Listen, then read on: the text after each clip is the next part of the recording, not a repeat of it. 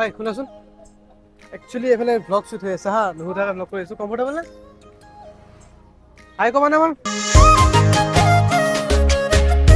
ত' ছাতিটো পাম নে অলপ মানে ৰ'দ দি আছে যিহেতু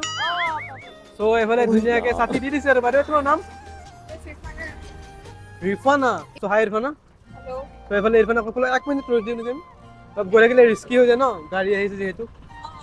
বাইদেউ মই মানে আজি গুৱাহাটীত থকাকৈ আহিছোঁ হা এটা হেল্প লাগিছিল মানে মোৰ মানে হোমষ্টে লোৱাৰ কাৰণে পকেটত পইচা নাই ভাবিছোঁ তোমাৰ কলিজাতে থাকি দিওঁ আৰু আজি ৰাতিটো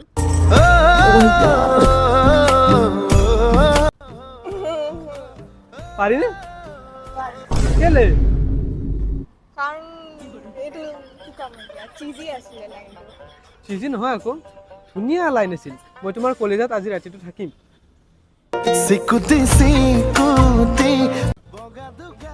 থাকিব পাৰিম তো এবাৰ অ'কে গ'লে আৰু এবাৰ নোৱাৰো বুলি কৈ দিলে আৰু মই শুনিছোঁ হা হেণ্ডিক কলেজৰ ছোৱালীবিলাকে মানে হেল্প কৰি ভাল পায় আৰু মেইনলি ল'ৰাবিলাকক হেল্প কৰে আৰু কিন্তু তুমিচোন মোক হেল্পে কৰিব খোজা নাই মই আপোনাক কি হেল্প কৰিব লাগিব মই আপোনাক ছাতি দিলোঁ সেইটো হেল্পে হ'ল ন